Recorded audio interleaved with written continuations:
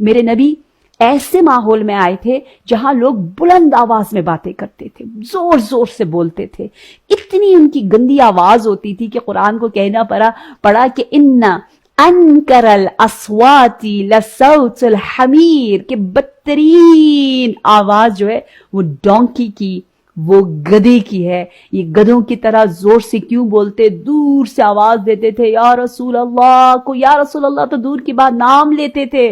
سورہ حجرات، اسی لیے میں نے کہا آج آپ نے سورہ حجرات پڑھنا ہے تاکہ اخلاق ہم سیکھیں، اور اللہ نے خود سکھایا بھی، اتنے پیارے پیارے نام لیے، یا ایھا النبی، یا ایھا المزمل، یا کیوں؟ تاکہ ہمیں سکھایا کہ پکارنا کتنا اہم ہے۔